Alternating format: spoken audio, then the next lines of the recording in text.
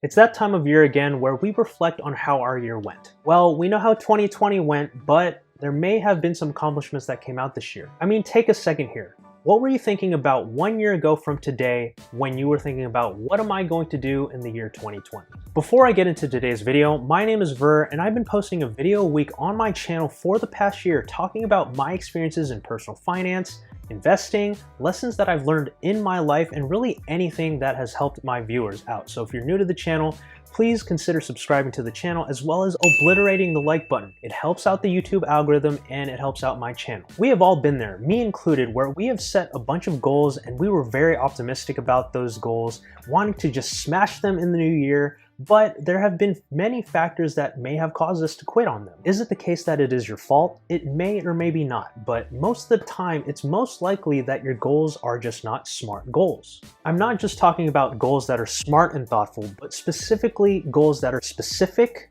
measurable, achievable, relevant, as well as time-bound. It's an acronym called SMART. With 2021 just around the corner, here are some ways that you can make SMART goals for the new year, and this video is brought to you today by Revital U, but more on that later. When setting or evaluating your goals, you have to ask yourself, are they specific? This is probably the most important part of goal setting because it sets you up for the other parts of the SMART acronym for measurable and time-bound. Consider some common goals around losing weight or becoming healthy, like I want to start going to the gym to become healthy, or I'm going to go on a diet to lose weight. These seem like pretty good goals, but they're not specific enough. How about this third goal of I want to lose 15 pounds? This is a little bit more specific than the first two goals, and it leads me to the next point. The second part to SMART goal setting is your goal measurable? With the last example of wanting to lose 15 pounds, it is measurable. The general point of a goal being measurable is there a measure for success, such as losing X amount of pounds, or making Y amount of money, or posting Z amount of videos in a year? Sometimes a goal may be difficult to measure, such as if you're trying to lose weight and you don't have a scale, you really can't measure with a scale, but you could do other things like maybe checking the fit of your pants or taking a tape measure around your waist. If that is too difficult or you don't have the resources to measure your goals, you can always try considering restructuring your goals to fit your needs. Next, is your goal actionable? The actionable point of the SMART goal setting framework is probably the most elaborate because it also asks what is your action plan to achieve your goal? What are the actionable steps to start losing your 15 pounds?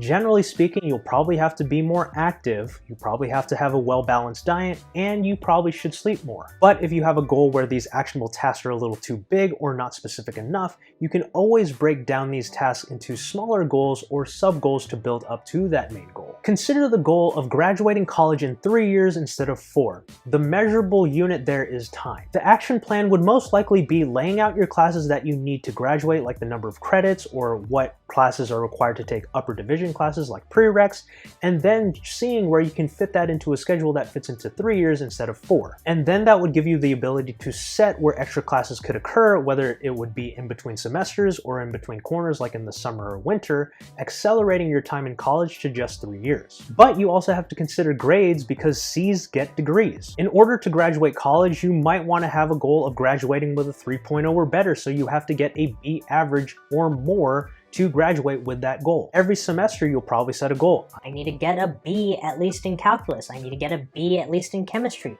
I need to get a B in psychology. Each and every single term that you have a set of classes, you can have those sub-goals of getting good grades in each of those classes that will build up to graduating in 3 years instead of 4. The second to last point in the SMART goal framework is seeing if your goal is relevant. In isolation, goals are most likely relevant to what you desire at that point in time, but as life is, we're always working on multiple goals at once most of the time. The common mistakes we face in life are we sometimes take on way too many goals, or we are trying to pursue the wrong goal. Having this in mind, we need a framework to monitor that we are pursuing the relevant goals at any given time. Wait a second.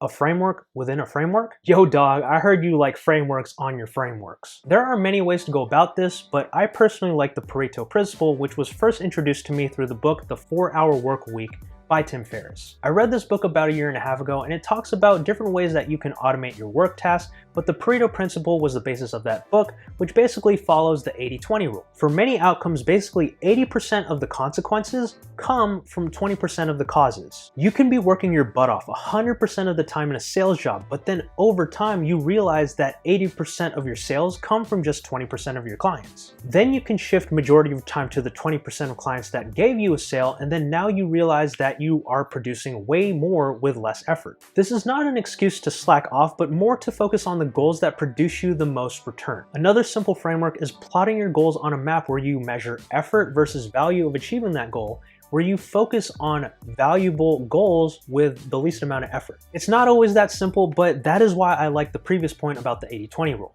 And last on the SMART goal setting framework is time bound. I gave an example earlier about losing 15 pounds, but compare that to losing 15 pounds in 3 months. The open-endedness of the former goal is measurable, but it's not time-bound. Compared to the latter goal, it is time-bound to where you can measure how much you can lose, say, within a month instead of just the 3 months. The reason for this is because after the first month, you can essentially reevaluate if you're on track to your goal, or if you're behind, or if you're even ahead, and you can readjust your goal to fit your needs. The graduating from college example, we said 3 years instead of 4 years. That is time bound because 3 years you can break that down into years, and then each year you can break that down into terms. Those terms, you can break that down into months or even weeks. Essentially, having a goal that is time bound brings all of these points together.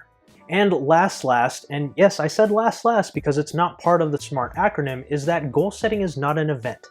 Goal setting is more of a cycle of action, evaluation, and revision. Life is totally not static, and neither are your goals. Life is dynamic, and the goal setting process is just that as well. We were struck pretty hard this year with a once-in-a-century event that basically derailed almost everyone's goal that they were probably thinking about just a year ago. Some may have even achieved more goals given the circumstances. Regardless, setting goals is never a set it and forget it, and you should never lower your bar just to achieve your goals. When using the SMART method in evaluating your goals, it is always important to stay flexible, motivated, and obliterating the like button for the YouTube algorithm. With that said, everyone, thanks so much for watching the video. I really appreciate it. If you haven't already done so, like I just asked, obliterate the like button, the subscribe button, also the notification bell. You get to know the next time I post a video on my channel. Here's my Instagram. I post there from time to time. We do have fun there. Feel free to add me there, as well as DM me what your goals are for the new year or ask me questions there. And also, since I mentioned Instagram, I want to give a shout out to Witterbug for sending me a sample of Revital U Sweet Dreams CBD oil. I like to sleep, but sometimes I have a restless night and then I can't sleep, and then the next day is just really rough. But in trying out a couple drops of Sweet Dreams,